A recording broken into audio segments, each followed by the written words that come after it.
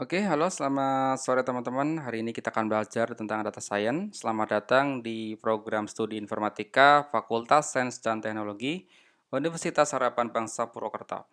Jadi materi yang pertama adalah kita akan kenalan dulu dengan apa itu data science. Jadi sebuah data itu merupakan sebuah new currency atau mata uang baru.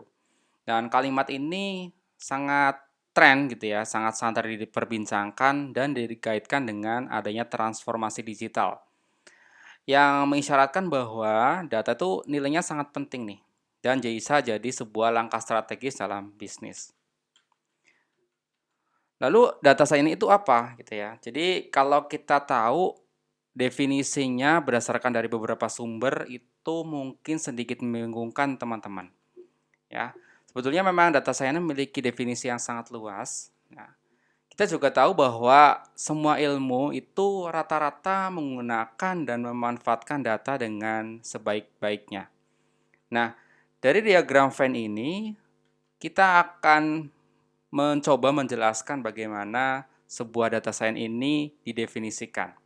Ya, jadi sesuai dengan diagram data science atau mungkin kita kenalnya dengan ilmu data ya kalau di Indonesia itu merupakan eh, tiga bidang yang saling bertumpang tindih satu sama lain sehingga menghasilkan sebuah satu ilmu yang mungkin dianggap baru bagi teman-teman di Indonesia. Ya. Jadi ada ilmu tentang komputer gitu ya. Jadi keterampilan tentang komputer, ada juga ilmu tentang matematik dan statistik gitu ya. Dan juga ada domain expertise. Jadi saya akan definisikan satu-satu tentang keterampilan tersebut. Yang pertama adalah tentang matematika dan statistik. Ketika kita belajar tentang matematika dan statistik, itu merupakan sebuah keterampilan yang dapat menciptakan sebuah model di mana data-data itu kan akan terus bertumbuh dan banyak ya. Jadi nanti akan adanya model yang mampu meringkas itu. Sedangkan dalam ilmu komputer itu bagaimana kita merancang dan memanfaatkan sebuah algoritma pembelajaran gitu ya, agar sebuah data itu dapat disimpan, diproses dan divisualisasikan.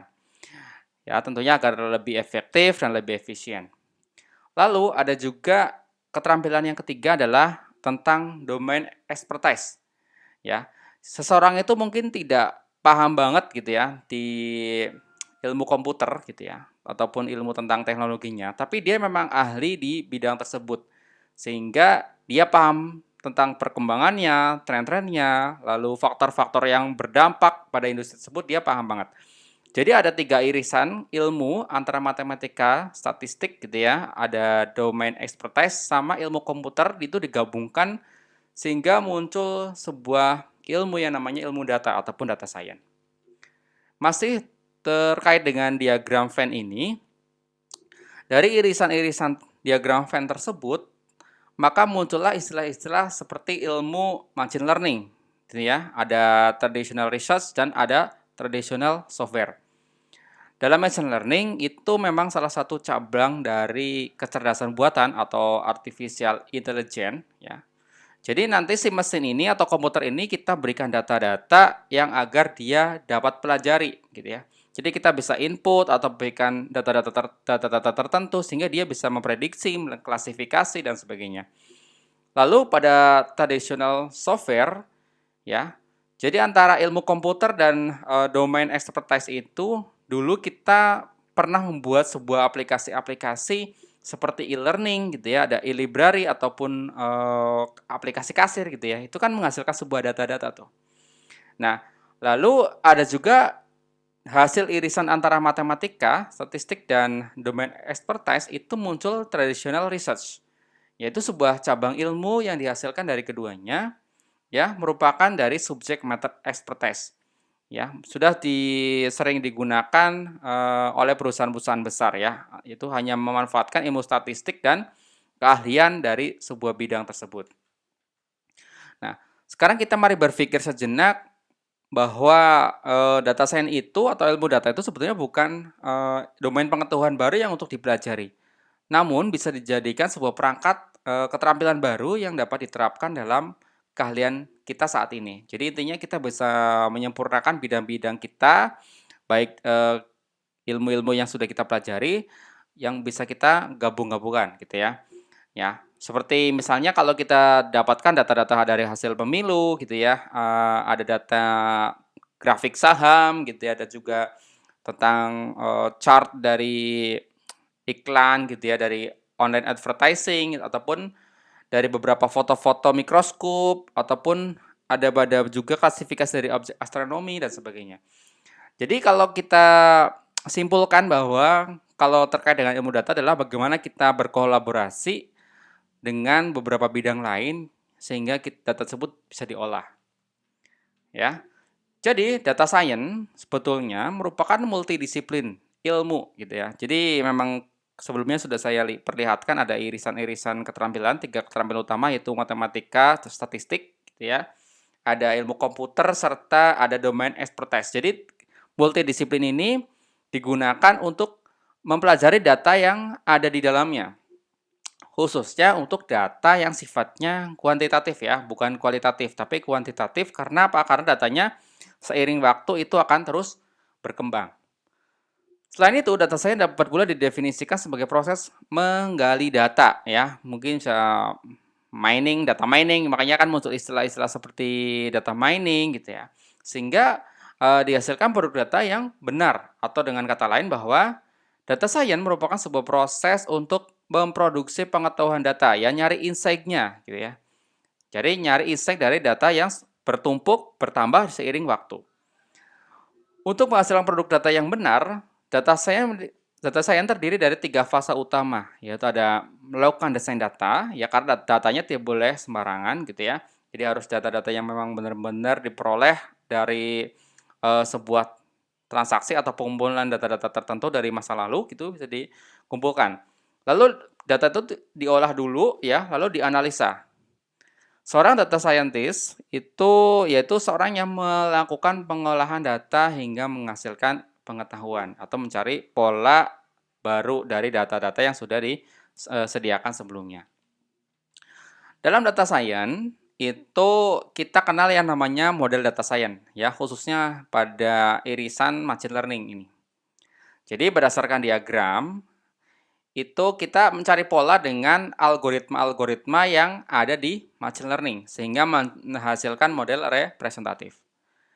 Jadi model ini akan mencari tahu hubungan antara variabel yang ada di dalam dataset tersebut. Model yang dihasilkan dari machine learning ini akan memprediksi output berdasarkan data inputan yang baru ataupun mencari tahu hubungan antara data-data yang terhubung di keduanya. Dataset untuk data science, kita bisa menggunakan data-data dari situs Kaggle, ada UCI Machine Learning, bisa juga menggunakan dari data.gov. Nah, ini data-data yang bisa teman-teman gunakan untuk belajar data science. Pekerjaan umum dalam data science meliputi adanya regresi ya, yang memprediksi lah ya, prediksi, kemudian ada clustering, melakukan pengelompokan data dari data-data yang tersebar gitu, ada analisa asosiasi, adanya hubungan antara data-data, nanti muncul adanya perilaku tertentu atau tidak, itu bisa dicari tahu. Ada juga anomali deteksi ya, mendeteksi data-data yang di luar dataset itu berpengaruh apa enggak gitu tentang dalam data tersebut. Lalu ada mesin yang dapat merekomendasikan sebuah informasi, ada deep learning ya, kalau teman-teman senang di computer vision nanti lebih sering digunakan untuk mengklasifikasi sebuah gambar, video, ataupun image processing. Nah, ini bisa digunakan.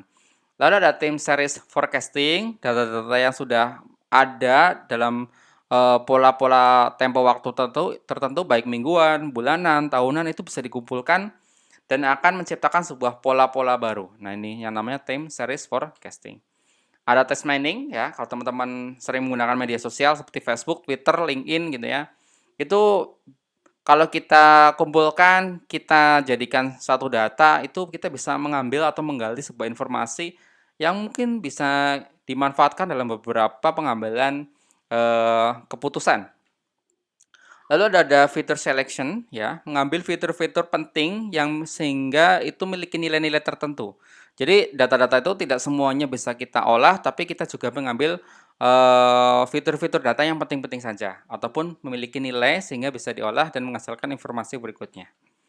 Lalu ada klasifikasi ya, ini yang paling umum dan paling populer dan mungkin biasanya orang-orang yang belajar tentang machine learning itu awal-awalnya belajar tentang klasifikasi. Bagaimana contohnya adalah misalnya ada chatbot gitu ya, ada chatbot kita memberikan training pada sebuah mesin, kemudian ketika kita ketikkan salah satu keyword, dia akan menampilkan balasannya dengan sesuai dengan apa yang sudah dilatih. Ini contoh-contoh klasifikasi. Lalu untuk software yang digunakan, karena kita akan pakai Python ya, ada Pandas ya, sebuah library yang digunakan untuk melakukan manipulasi dan analisis data. Ada NumPy gitu ya, sebuah add-on dari Python untuk mendukung operasi multidimensional array dan metrik dalam skala besar. Nah, ini akan sangat sering dipakai nanti untuk NumPy. Ada SciPy ya, library dasar untuk scientific computing. Ada Matplotlib dan Seaborn untuk visualisasinya.